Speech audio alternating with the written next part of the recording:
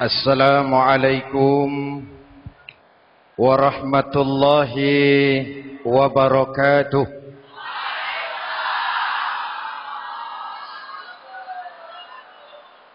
Alhamdulillahi rabbil alamin.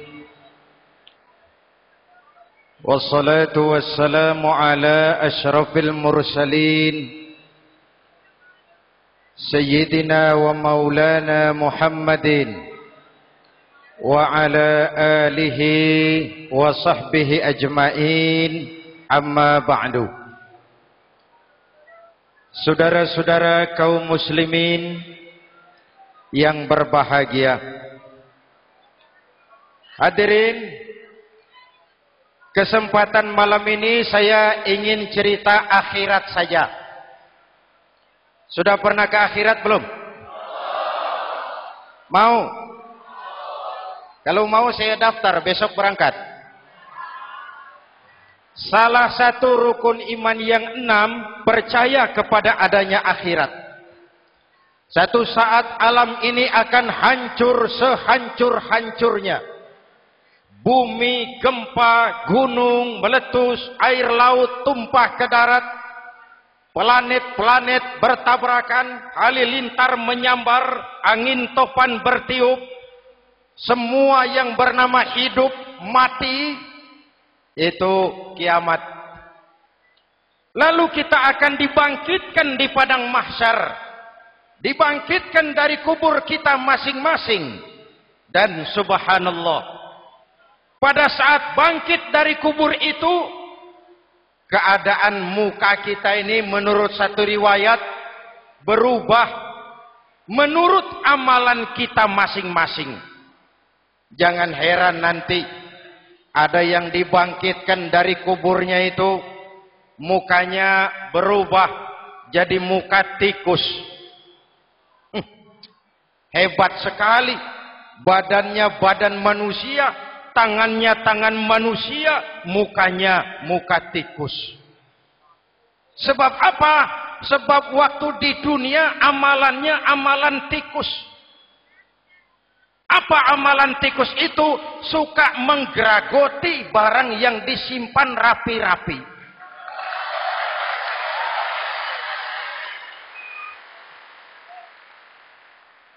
Itu nanti koruptor-koruptor yang menggeragoti uang rakyat.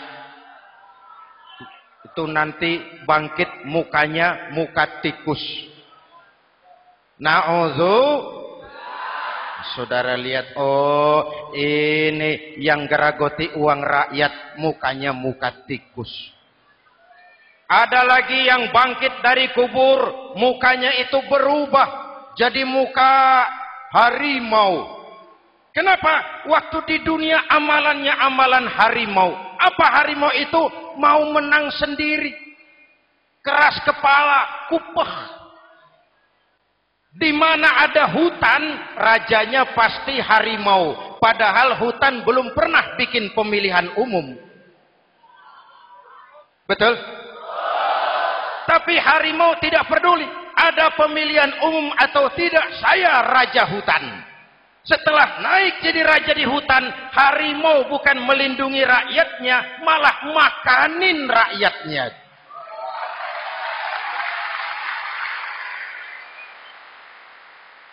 Orang-orang yang mau benar sendiri. Ada lagi yang bangkit dari kubur gagah, mukanya muka ketek. Sebab apa? Waktu di dunia amalannya amalan ketek. Apa ketek itu? Rakus, serakah, tamak. Coba, ketek itu kasih pisang, dimakan.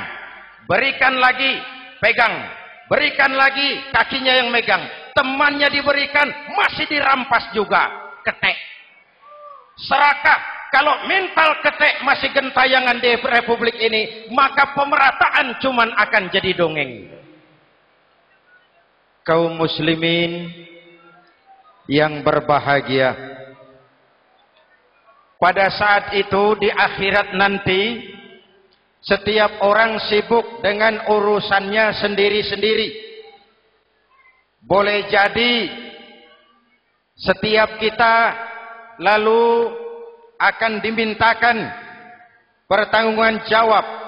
Boleh jadi orang tua tidak sempat lagi mengingat anaknya, saudara tidak lagi sempat memikirkan saudaranya. Tiap orang akan dimintakan pertanggungjawaban jawab. Dalam kondisi seperti itu, Rasulullah mengajarkan sab'atun yudhilluhumullahu yawma la dhilla illa zilluh. Ada 7 golongan manusia yang di akhirat nanti akan langsung mendapat perlindungan dari Allah Subhanahu wa taala. Orang lain sibuk, dia tenang. Orang lain resah dan gelisah, dia ayem. Kenapa? Mendapat perlindungan dari Allah. Sebab ketika di dunia ia memberikan perlindungan kepada orang banyak. Siapa mereka? Mudah-mudahan kita termasuk salah satu di dalamnya. Mencari perlindungan Allah lebih-lebih dalam situasi sekarang ini. Pertama, imamun adil. Yang akan mendapat perlindungan langsung dari Allah adalah pemimpin yang adil. Sebab apa? Pemimpin yang adil melindungi banyak rakyat, maka pantas di akhirat dilindungi oleh Allah Subhanahu. Kita ini kan zon politikan. Kita ini makhluk yang tidak mungkin hidup sendiri-sendiri.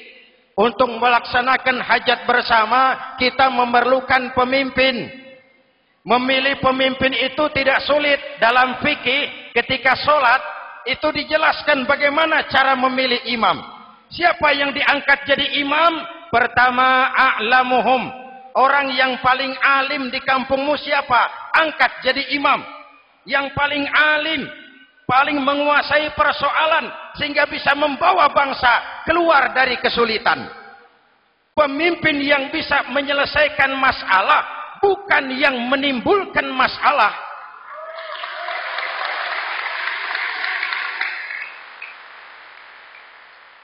Apalagi kalau pemimpinnya jadi masalah, bagian dari masalah. Ini namanya pengurus jadi urusan. A'lamuhum. Pak, di kampung saya ada 2 orang, alimnya sama. Yang mana yang jadi imam? Afsahuhum, yang lebih fasih lidahnya, yang paling pandai menyuarakan aspirasi rakyatnya, punya sense of crisis.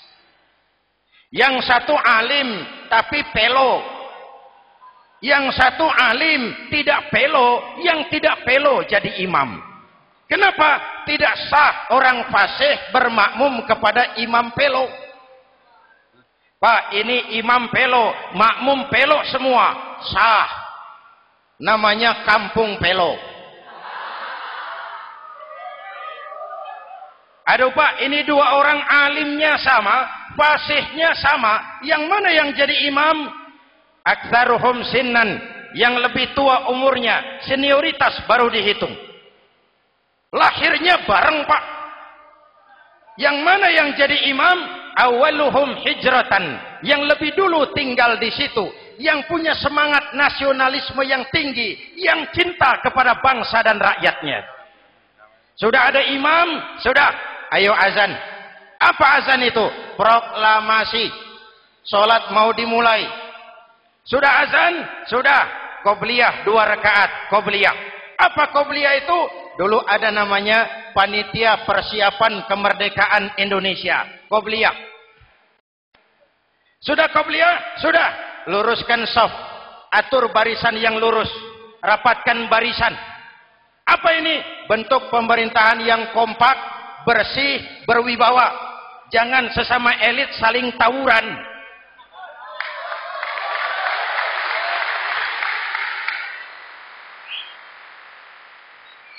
Luruskan shaf.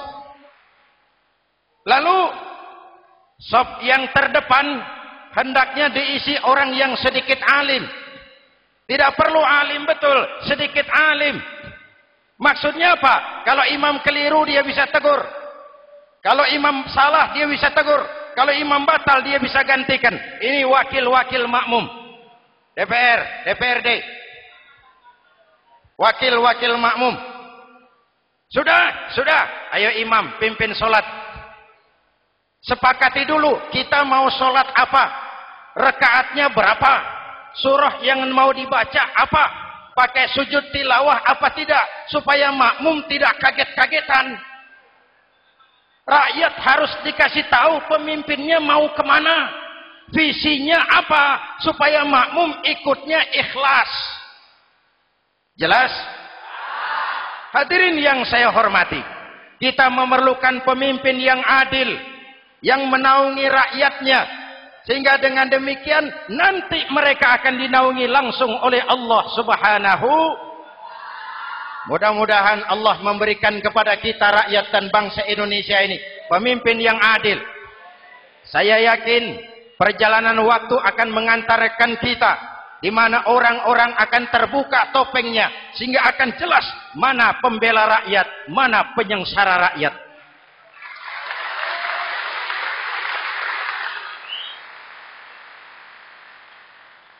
Lalu sebenarnya tiap kita ini kan pemimpin. Pak Lurah pemimpin di kelurahannya, Pak Camat pemimpin di kecamatannya, kepala suami pemimpin di rumah tangganya, anak muda pemimpin bagi dirinya, dan setiap kita akan dimintakan pertanggungan jawab tentang apa yang kita pimpin. Marilah setiap kita berusaha menjadi pemimpin yang adil. Satu. Yang kedua, syab nasya'a fi ibadatillah, anak muda yang tekun beribadah kepada Allah. Amin. Remaja adalah masa depan kita semua. Akan bagaimana Republik Indonesia, bahkan akan bagaimana Islam di Republik Indonesia 20, 30, 40 tahun yang akan datang, anak-anak kita jawabannya. Jelas? Maka menghancurkan Islam tidak usah menyegel masjid, tidak usah menutup pesantren, tidak perlu melarang pengajian, cukup dengan meracuni remaja dan pemuda Islam, menjauhkan mereka dari agama dan ulama. Kalau mereka sudah jauh dari agama dan ulama, tinggal menunggu pergantian generasi.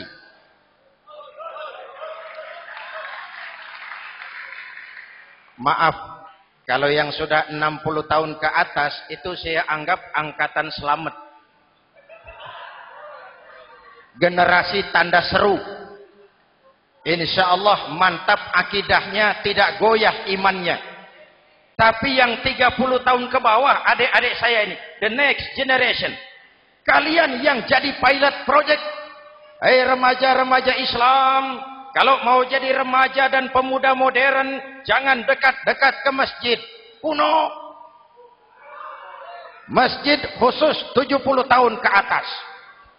Baca Quran kampungan, ngaji urusan akhirat. Seiring dengan itu, modernisasi diartikan dengan westernisasi.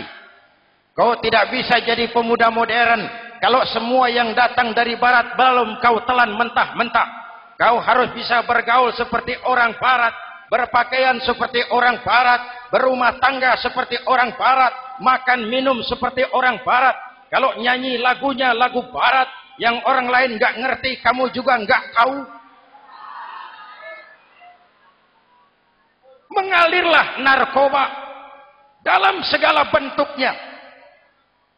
Maka muncullah generasi-generasi santai, generasi-generasi salon yang mencoba mencari pelarian hanya dengan kesenangan sesaat, tapi menghancurkan masa depan yang pasti.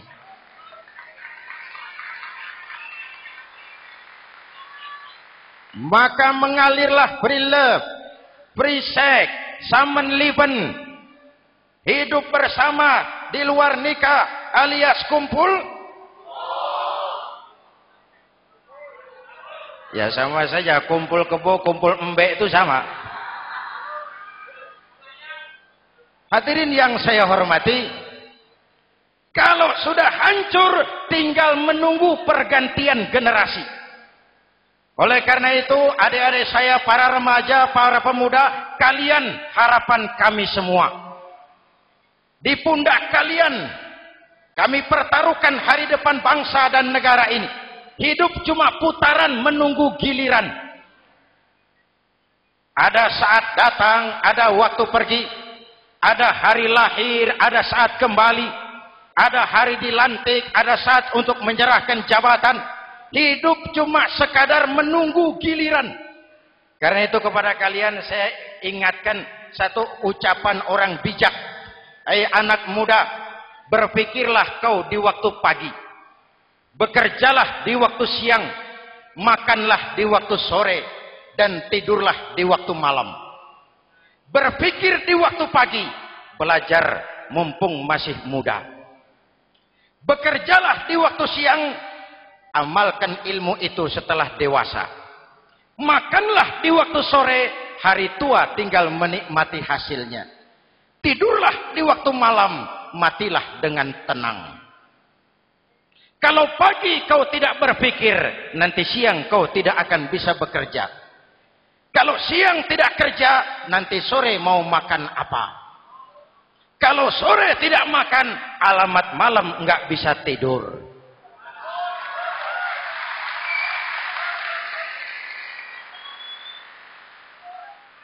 Kalau waktu remaja, waktu muda maunya santai-santai saja, dewasanya bingung.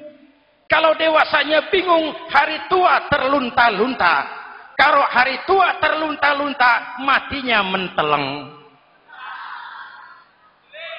Maka lebih baik makan singkong betulan daripada makan roti mimpi. Ayo, makan singkong betulan, makan roti mimpi, lebih bagus mana? Lebih bagus makan roti betulan. Kalau perlu, lebih baik sekolah sambil dagang koran, sekolah sambil parkir mobil, sekolah sambil semir sepatu, daripada petatang peteteng tanpa prospek hari depan yang ada artinya.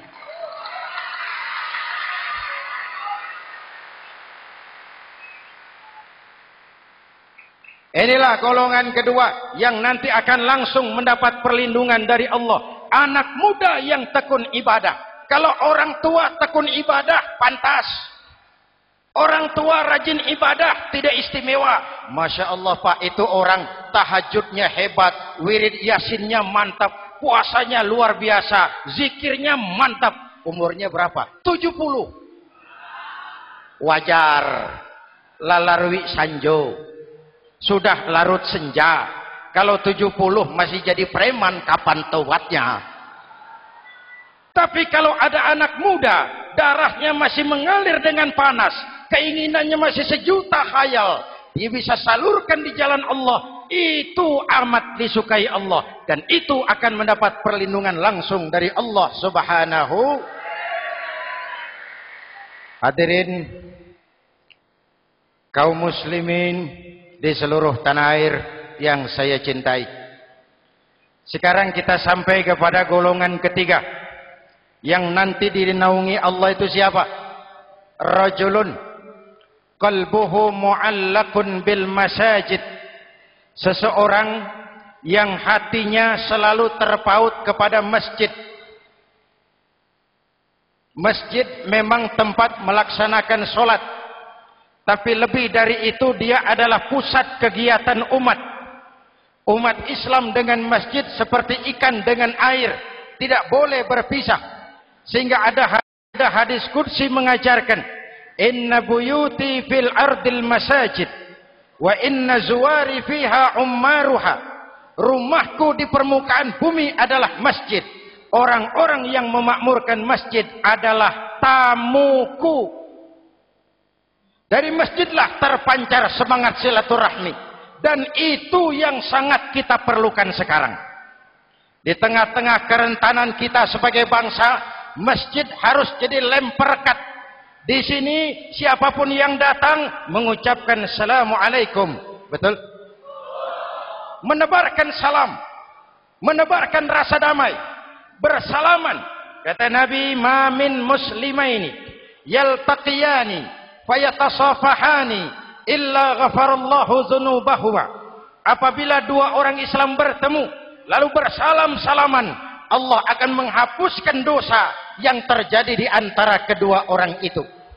Bangsa kita sedang rentan perpecahan. Benih-benih disintegrasi bertebaran di mana-mana. Maka mari kita kembali ke masjid untuk menyusun semangat kebersamaan, meluruskan saf, merapatkan barisan, dan menerjemahkannya di luar masjid. Ini ada kaitannya dengan faktor yang keempat, yang langsung dilindungi Allah. Siapa mereka? Rajulani tahabba fillahi ijtama'a alaihi wa tafarraqa alaihi. Dua orang yang bersaudara, bertemu karena Allah, berpisah karena Allah. Itu akan dilindungi langsung oleh Allah di hari akhirat nanti. Dua orang bersaudara, bertemu karena Allah, berpisah pun juga karena Allah. Tadi dalam perjalanan ke sini, saya melalui sebuah desa. Masih ada sisa-sisa tawuran antar desa. Saya tidak sebutkan desanya, itu rahasia perusahaan. Saya cuma prihatin, siapa lawan siapa? Siapa yang kita bakar rumahnya? Siapa yang kita sambiti dengan batu? Siapa yang kita rugikan? Padahal urusannya kadang-kadang sepele. Di satu desa misalnya, cuma urusan kaset jadi tawuran antar desa. Ini kan hal yang sangat sepele.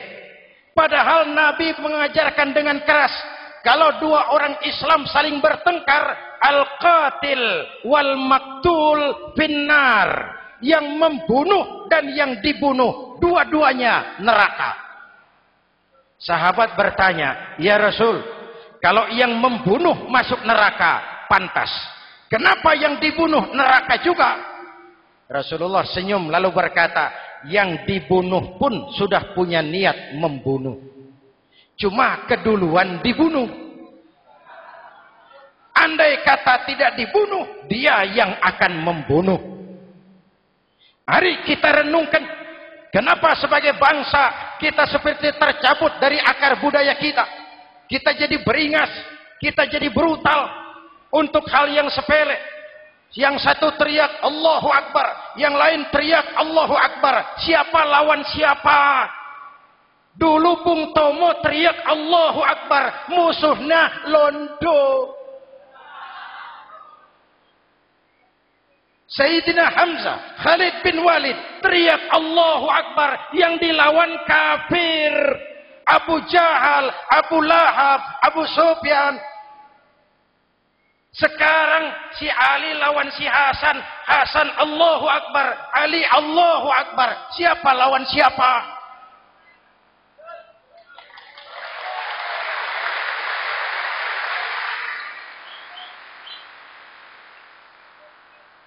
Kenapa kita jadi begitu mudah menggunakan nama Tuhan untuk melampiaskan ambisi pribadi? Kenapa Allahu Akbar yang begitu sakral kita lepas cuma untuk pelampiasan sebuah dendam? Dua orang yang bersaudara bertemu karena Allah, berpisah karena Allah. Itu ukurannya. Kau di jalan Allah, kau saudaraku. Keluar dari jalan Allah, selesai persaudaraan sampai di sini.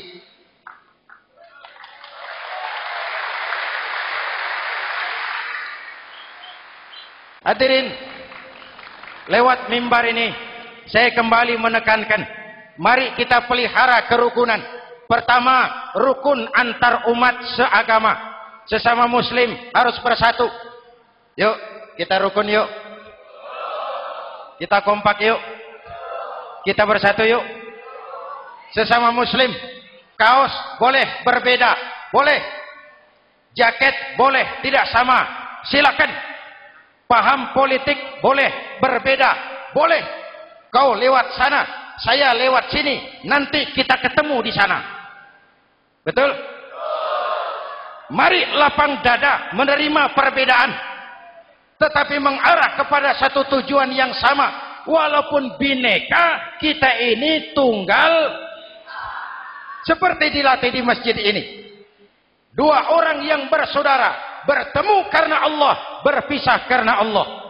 Hati-hati, di masyarakat sekarang ini kan lebih banyak tukang kompor daripada tukang lem. Tahu tukang kompor? Hangati sana, panasi sini, bakar sana, sulut sini. Terbakar kita, dia lari tepuk tangan. Udah capek kita rakyat diobok-obok. Udah capek kita rakyat dialamatkan, dijadikan address. Semua kalau pidato demi rakyat, untuk rakyat, buat rakyat, padahal nggak pernah kenal sama rakyat. Kita cuma jadi alamat. Mari kita kokohkan akar kebersamaan. Kita sama-sama anak Ibu Pertiwi. Di negeri ini kita dilahirkan. Air negeri ini yang kita minum. Udara negeri ini yang kita hirup. Kalian remaja, kalian pemuda, lebih bertanggung jawab karena kalian anak Ibu Pertiwi. Hadirin yang saya hormati, maka tetaplah jaga semangat kebersamaan. Ini yang keempat. Yang kelima, rajulun zakarallaha khalian fafadat ainahu. Seseorang yang mengingat Allah dalam kesunyian, lalu berlinang air matanya. Tengah malam, dikala orang sedang tidur, dia bangun munajat. Gemersik tikar tersentuh tangan, laksana lambaian tangan malaikat maut datang hendak merenggut nyawa. Terbayang dosa yang pernah dia kerjakan, air mata berurai membasahi pipi tanpa terasa. Orang yang munajat semacam itu nanti langsung mendapat perlindungan dari Allah Subhanahu. Saya pernah baca hadis qudsi, merinding bulu kuduk saya mendengar hadis qudsi ini. Terbayang Indonesia saya, Indonesiaku, Indonesiamu, Indonesia kita semua. Apa kata Allah dalam hadis qudsi? Inni la ahammu bi'azabi ibadi.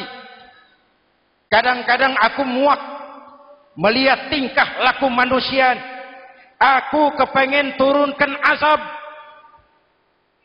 Kalau azab turun di bumi, kita sudah merasakan banjir di mana-mana. Manado banjir, Sumatera Barat banjir, Jambi banjir, Bengkulu, tanah longsor di Purworejo, Cilacap banjir, Sukabumi gempa, Pandeglang gempa, ekonomi terpuruk, antar kampung tawuran, antar elit di atas tawuran.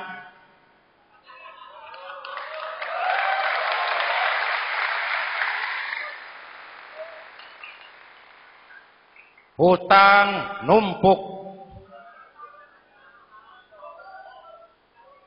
40% APBN kita ini sekarang cuma untuk bayar hutang. Itu pun dengan asumsi dolar 7.000, 9.000, artinya sekitar 50% APBN kita untuk bayar hutang. Untungnya sekarang ini yang agak menolong, harga minyak membaik di pasaran internasional. Hadirin yang saya hormati, ini lagi ngomong apa saya sih? Aku pengen turunkan azab, tetapi kata Allah, ketika aku melihat orang-orang tua yang sujud di keheningan malam, bayi-bayi tanpa dosa masih menyujud. Ada hadis qudsi mengajarkan, inna buyuti fil ardil masajid wa inna zuwari fiha ummaruha. Rumahku di permukaan bumi adalah masjid.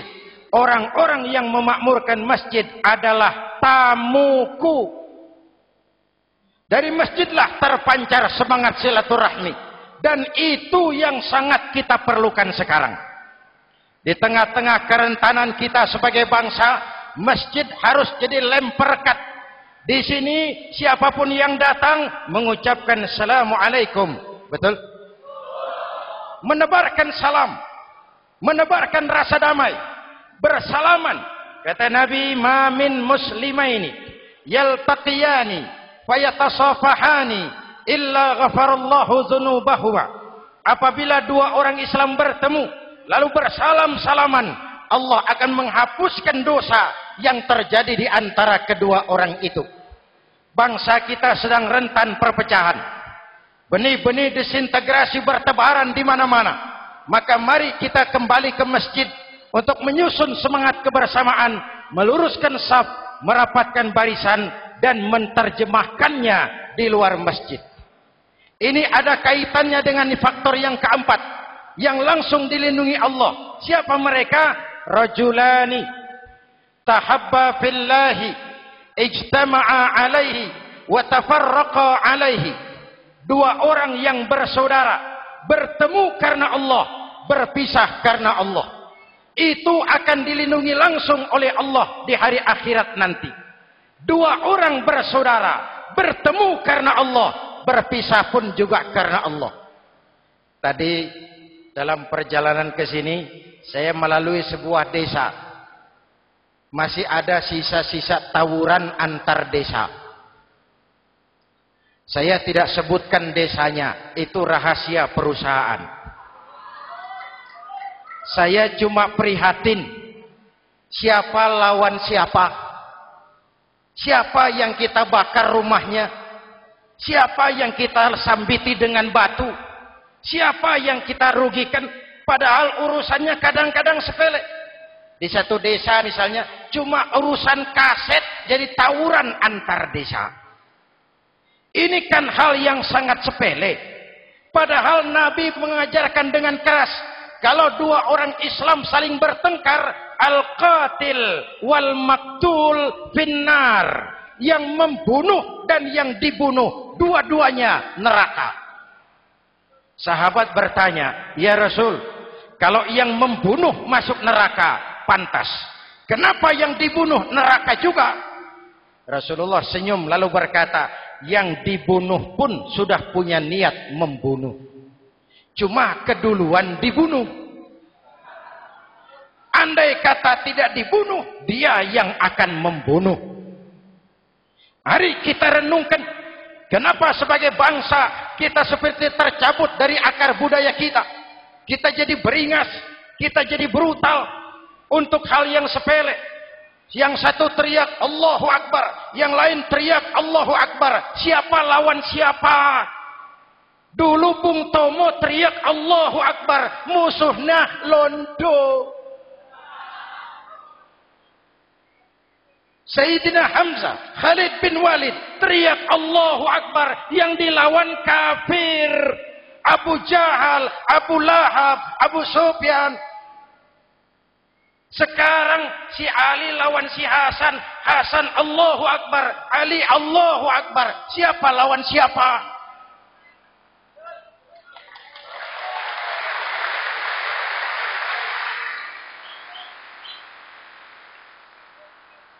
Kenapa kita jadi begitu mudah menggunakan nama Tuhan untuk melampiaskan ambisi pribadi? Kenapa Allahu Akbar yang begitu sakral kita lepas cuma untuk pelampiasan sebuah dendam? Dua orang yang bersaudara, bertemu karena Allah, berpisah karena Allah. Itu ukurannya. Kau di jalan Allah, kau saudaraku. Keluar dari jalan Allah, selesai persaudaraan sampai di sini.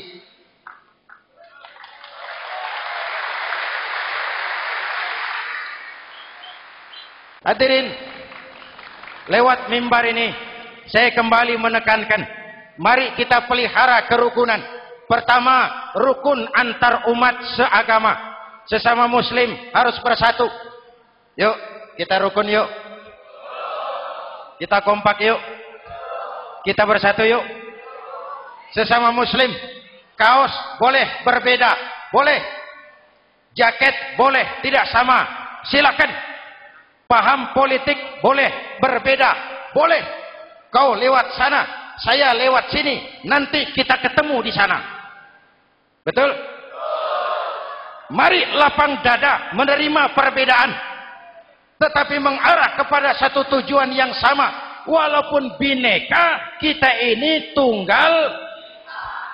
Seperti dilatih di masjid ini. Dua orang yang bersaudara, bertemu karena Allah, berpisah karena Allah. Hati-hati, di masyarakat sekarang ini kan lebih banyak tukang kompor daripada tukang lem. Tahu tukang kompor? Hangati sana, panasi sini, bakar sana, sulut sini. Terbakar kita, dia lari tepuk tangan. Sudah capek kita rakyat diobok-obok. Udah capek kita rakyat dialamatkan, dijadikan address. Semua kalau pidato demi rakyat, untuk rakyat, buat rakyat, padahal nggak pernah kenal sama rakyat. Kita cuma jadi alamat. Mari kita kokohkan akar kebersamaan. Kita sama-sama anak Ibu Pertiwi. Di negeri ini kita dilahirkan. Air negeri ini yang kita minum. Udara negeri ini yang kita hirup. Kalian remaja, kalian pemuda, lebih bertanggung jawab karena kalian anak Ibu Pertiwi.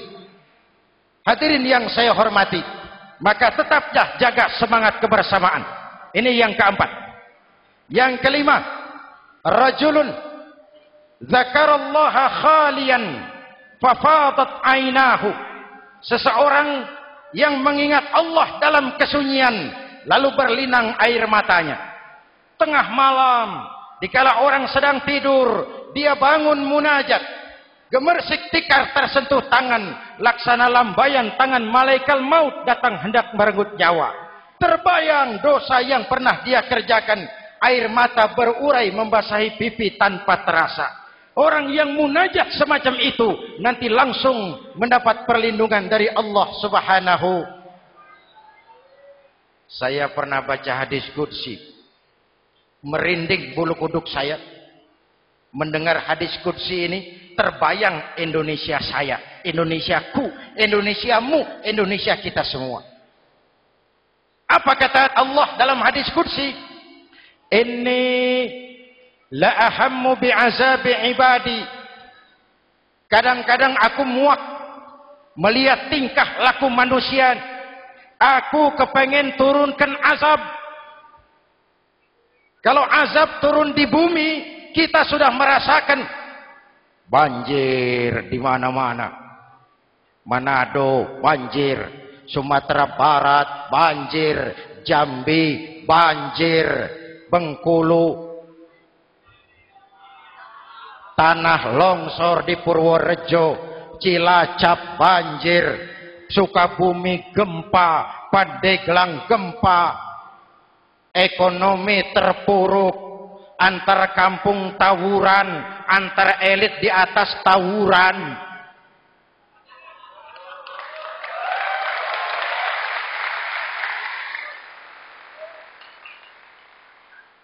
Hutang numpuk. 40% APBN kita ini sekarang cuma untuk bayar hutang. Itu pun dengan asumsi dolar 7.000, 9.000, artinya sekitar 50% APBN kita untuk bayar hutang. Untungnya sekarang ini yang agak menolong, harga minyak membaik di pasaran internasional. Hadirin yang saya hormati, ini lagi ngomong apa saya sih? Aku pengen turunkan azab, tetapi kata Allah, ketika aku melihat orang-orang tua yang sujud di keheningan malam, bayi-bayi tanpa dosa masih menyusu, binatang ternak melata mencari makan, murkaku surut, azab aku tarik kembali. Ayo renungkan hadis ini. Allah mau marah nggak jadi, azab ditarik, kesulitan diangkat, pertolongan datang, ada yang meredam murka Allah. Allah mau marah nggak jadi. Kenapa? Orang-orang tua yang tengah malam sujud sambil berlinang air mata, itu yang meredam murka Allah. Yang ikhlas menangis kepada Allah, bukan menangis berdasarkan pesanan. Ini kan sekarang apa yang nggak bisa dipesan? Istighosah pesanan, demo pesanan, 10.000 berangkat. Ngerti apa enggak urusan soal lain.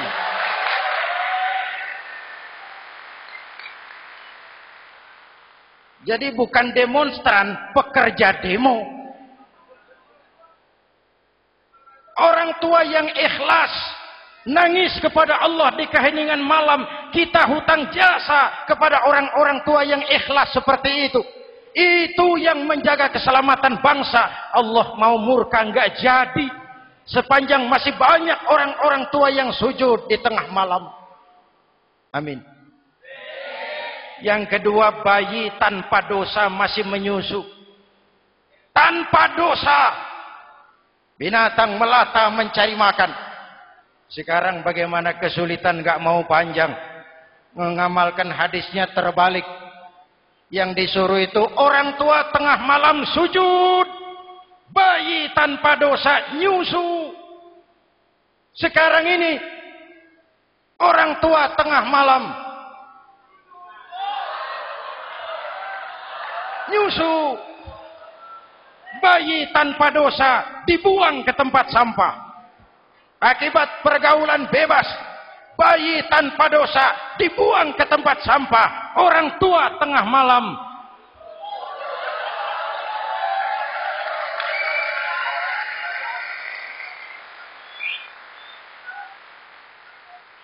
hadirin.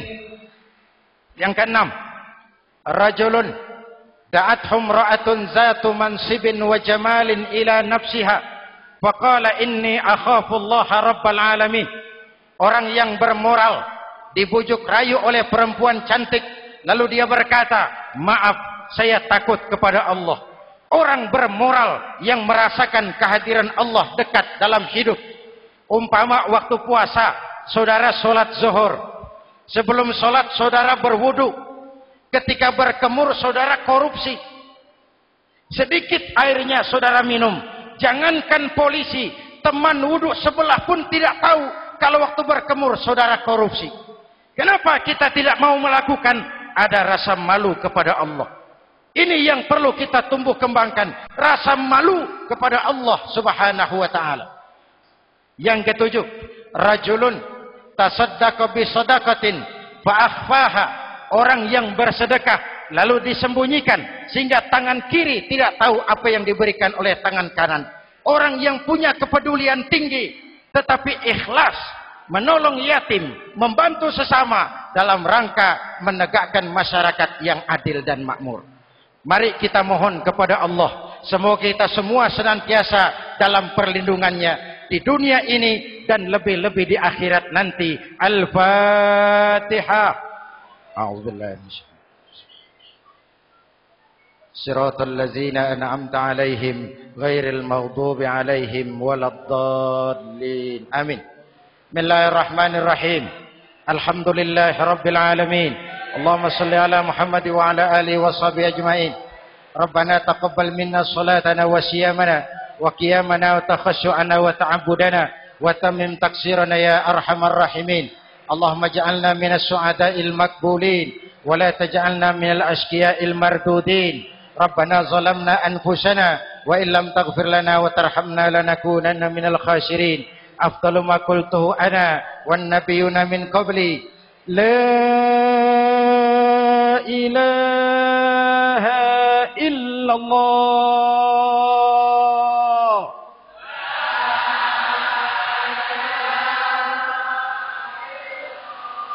La ilaha illallah.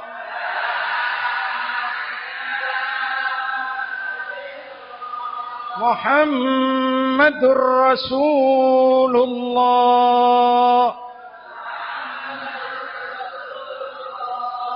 Kalimatu haqqin 'alaiha nahya wa 'alaiha namut wa 'alaiha numashu insyaallah minal aminin wa akhiru da'wana alhamdulillahi rabbil alamin. Assalamualaikum warahmatullahi wabarakatuh.